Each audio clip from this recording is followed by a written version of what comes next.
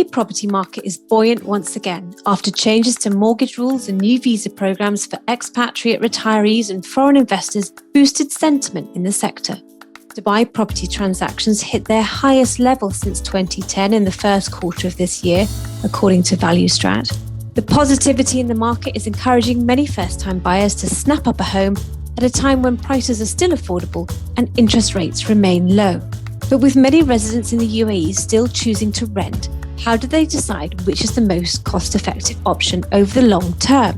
While renters can walk away without the worry of clearing a mortgage, they also lose the money they have paid to a landlord during their time in a property. In turn, for buyers looking to get onto the property ladder, raising a deposit can be a big financial challenge. And is buy-to-let a good middle ground between renting and buying? Welcome to Pocketful of Dirhams. I'm Alice Hayne, and joining me today is Ben Crompton, Managing Partner of Crompton Partners Abu Dhabi, who will guide listeners through the different options. Before we start, please do subscribe to Pocketful of Dirhams to receive the latest episodes. Welcome to the show, Ben. Thank you very much. Thank you for having me.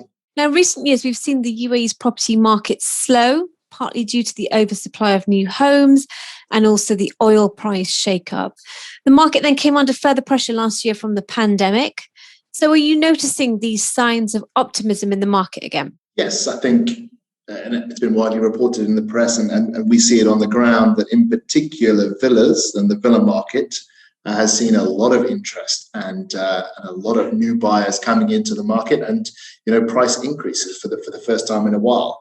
I think apartments are still, there's still quite a bit of pressure on apartments, but certainly, the market for villas is buoyant. And what are the key factors that are driving that optimism? Certainly, interest rates have got to be a big factor. Obviously, they dropped significantly. The UAE follows the dollar peg, and so it's followed the Federal Reserve in dropping interest rates. Now you can get fixed rates, 5-year interest rate offers for around about the 3% mark, which is fantastically low, given that yields on average are around about 6 or 7% in the market. So it makes your repayments affordable. Also, they've reduced the loan to value ratio only slightly for expats from 25% to 20%, slightly more for UAE nationals. So the amount of money that people are having to come up with, to make that purchase has also been reduced.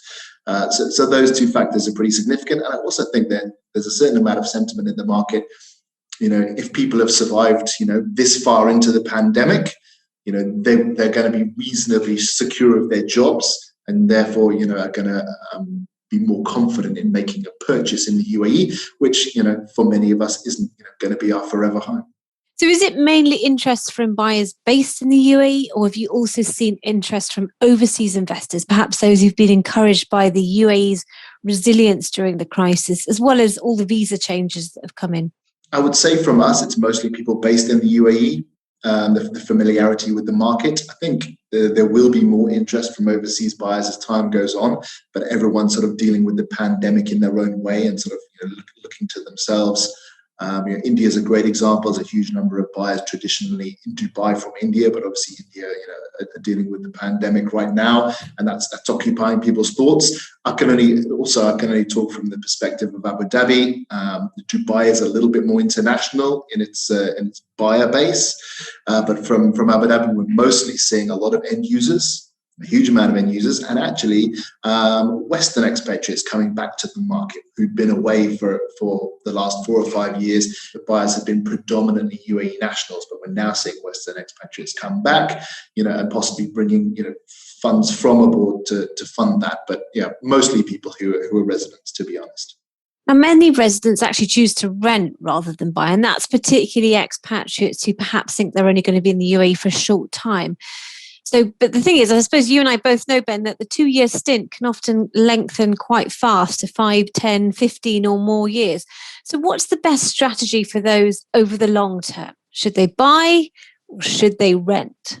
It's going to be an individual choice. I came out here on a 3-month stint, and this is my 12th year. So exactly as you say, it can lengthen. We'd recommend that people with stability and job security, once you have that and you're not here for that kind of 2-year time horizon, then you should definitely start to look to buy. even, I mean, if you run the numbers, and we do right now, the cost of buying in Abu Dhabi is actually relatively cheap as a percentage of the property. Broker fees about 2%, transfer fees are about 2%. So it's about 4% of the value of the property. So you can easily say, okay, at what point do I get that 4% back, in terms of my savings? And when you do that calculation, you can see at what point it makes sense to buy, wherever you are, really. You just got to take into account the cost of buying and then the savings on your rent. And the calculation is relatively straightforward. And in Abu Dhabi, it's about a year and a half now. But there's obviously a hassle to buying. It's an investment. And so if you're not intending to hang around, I'd say more than 2 or 3 years, it probably doesn't make a lot of sense. But if you start to see that time horizon lengthen, then certainly it should be something you should be at least looking at. Now, you've said in the past that buying property can almost halve your rent. So can you talk me through the numbers? How does that actually work out? Yes. So buying can, right now, because of the interest rates, more than halve your rent. And a good example that I often use is a property of about 1 million dirhams. You're probably going to be renting it for about 70 or 75,000 dirhams there. If you look at a mortgage for 25 years at 3%, then your bank repayments are going to be around about 50,000 dirhams, your total bank repayments. So if you take that away from your rent, which is 70,000 dirhams, that's a 20,000 dirham saving right there. Now, if you also include the principal, so the amount that you're actually paying off the loan, which will be around about 25,000 dirhams. So your actual physical saving on the cash payment is 20,000 dirhams. Your payment off of the loan, which of course you get back at the end once you sell your property, is 25,000 dirhams. You can see that you're saving almost 55,000 dirhams there. And your actual interest payment to the bank is about 25,000 dirhams. So you're saving an enormous amount of money. You were paying 75,000 dirhams rent. You're now paying 25,000 dirhams interest to the bank. That's now, these days, with those low interest rates, a 60 to 65% saving on your actual outlay.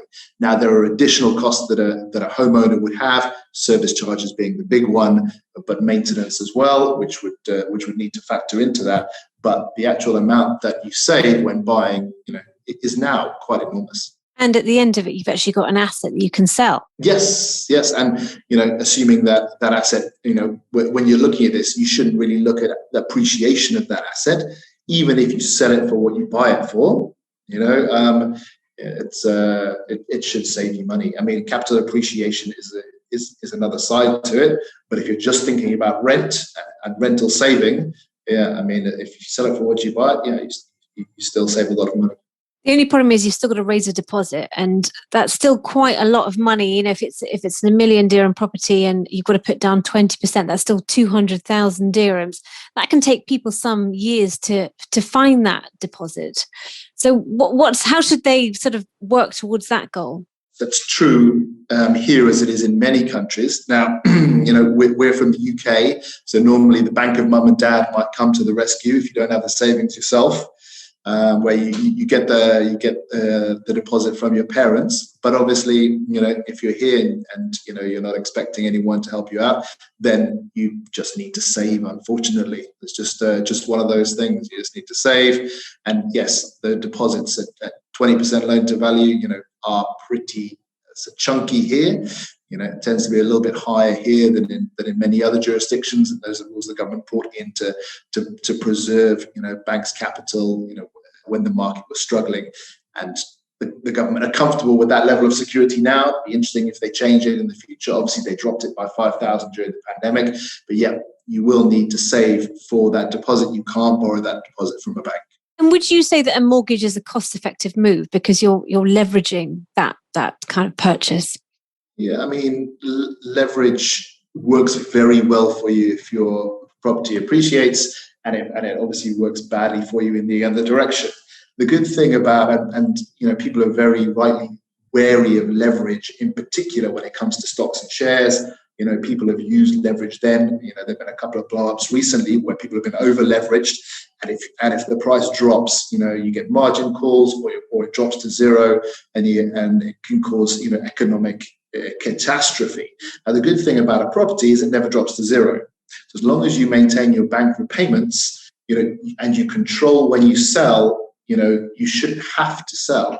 So properties are very good in that way. You can leverage them, and even if they go down, as long as you can hang on to them and you're not, forced to sell in any way, then you can hold them through the cycle. And then, if you hold them long enough, they'll start to appreciate again, and then leverage works in your favor because, property, unless you're in a war zone, never drops to zero. So it's actually one of the safest assets to leverage, particularly when compared to stocks, shares, digital currencies, other things.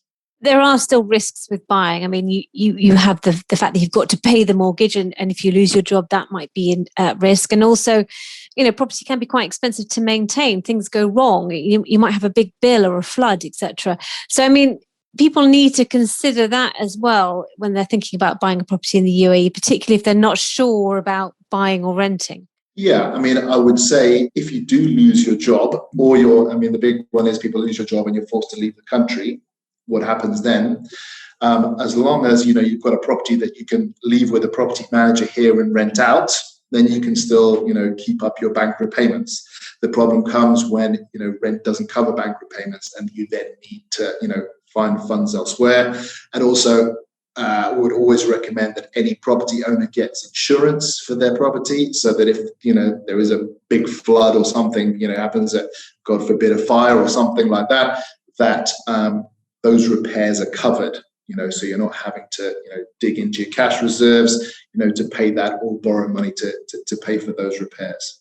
And what about renting? I mean, when is it a better idea to rent than buy? I mean, obviously the obvious one is if you're really going to be here for a short time, like a few months. But why else would renting be a good idea? Renting offers flexibility. If, let's say, you're planning a family, maybe you don't want to buy, a one bed now because you're planning to have a family in the next year or two. So you might, want to upgrade then. So maybe renting, now is a good idea. You're not sure exactly where you want to live. You can try and rent, in different areas. If you're in Dubai, maybe you want to try the marina before you move out, to downtown or something like that. It offers an awful lot of flexibility, and of course, if you don't have the deposit, you don't have that option. Also, some people's jobs pay them a housing allowance, but only if they rent. That's also something that might be taken into account. Yeah, and of course, if you feel that your job is a little bit insecure for whatever reason, maybe you're a contract worker, or maybe your company's going through some restructuring. That's again, renting gives you that flexibility to, terminate your lease and move somewhere else. And what would you say to people that have been in the UAE for a long time and they haven't bought because they think the market is unstable? What would your approach to them be? The market isn't unstable, but it is volatile. The UAE has an extremely unusual market that you don't really see anywhere else in the world, where 80% of the population are migrant workers. So it has incredible population elasticity. When jobs disappear, the population drops significantly as people go home. But when jobs are created, the population expands massively, as people come in to fill those. So the market isn't unstable, but it is volatile. And so what I would say to people is make sure that when you buy somewhere, you understand by how much your property can drop before it puts you under financial stress. Or let's say if you're buying an investment property, for example, how much the rent, in that property will drop before you need to pay in, to the bank. Because the UAE property market, like every property market in the world, goes through cycles. Now, we've been on our own little independent cycle since 2015 due to the oil crash, where property's been on the slide in terms of valuations. So people have had to, homeowners have been put under quite a lot of stress there by falling rents and falling valuations.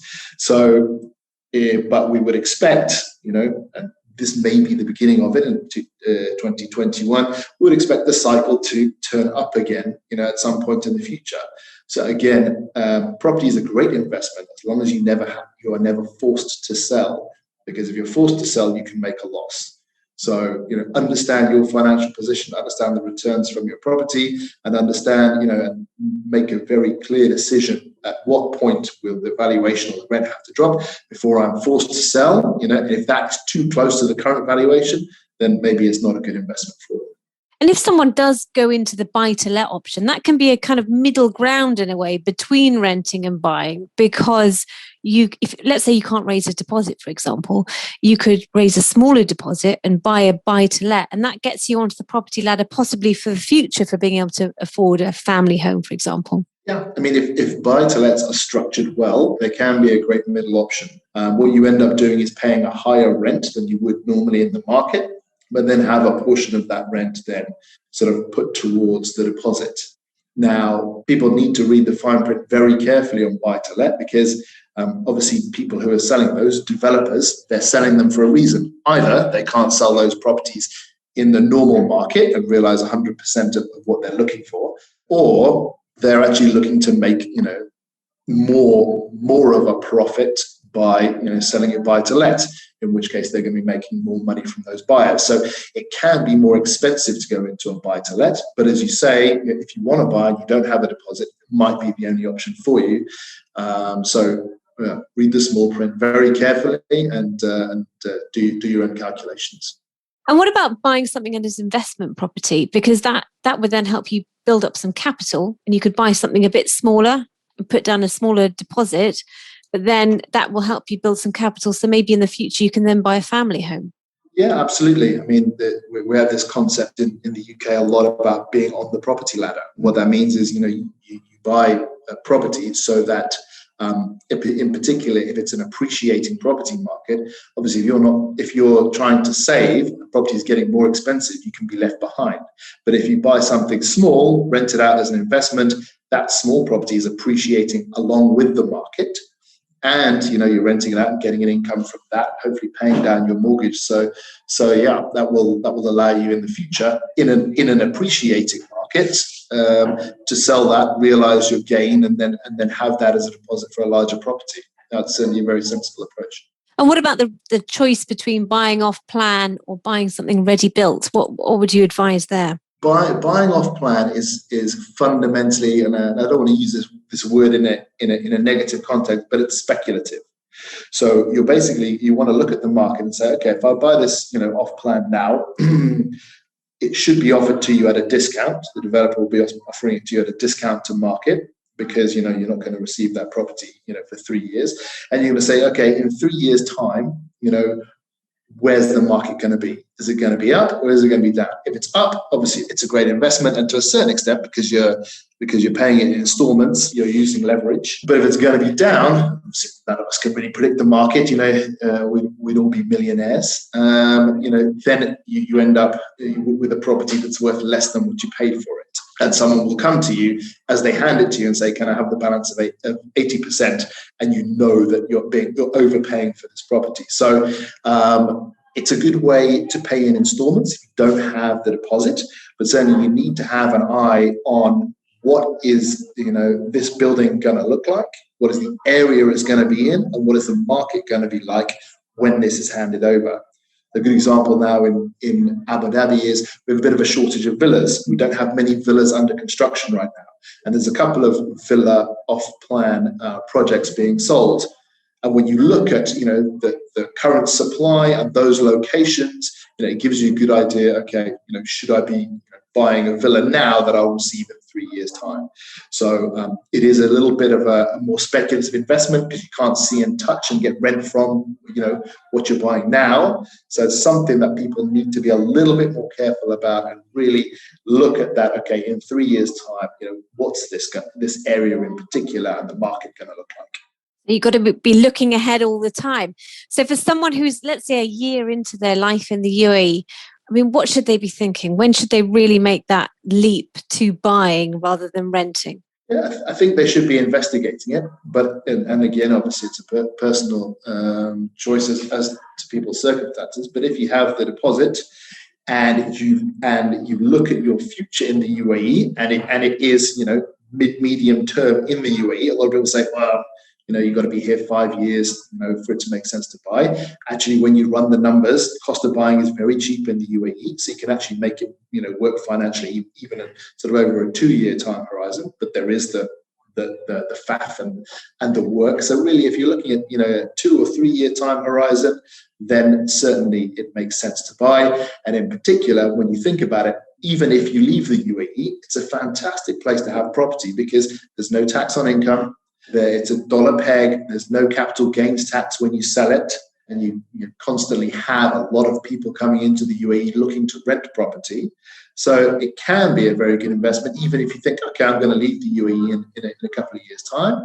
But, I can leave it with a property manager here. They can rent it out. I can get my tax-free returns back to my home country and sell it when the time comes, hopefully make a profit and not pay tax on that profit either. So to summarize, over the long term, which is the most cost-effective option, renting or buying? Buying by a long way. That's great. Thank you very much for joining us today, Ben. My pleasure. Thank you for having me on. Thank you this week to Ben Crompton. If you would like advice on your personal finance issues, you can write to me on pf@thenational.ae. And remember that PF stands for personal finance. Please do subscribe to the podcast in your podcasting app to receive weekly updates. And also leave us a review so we know what you think. This episode was produced by Aisha Khan and Arthur Edison. I've been your host, Alice Hayne.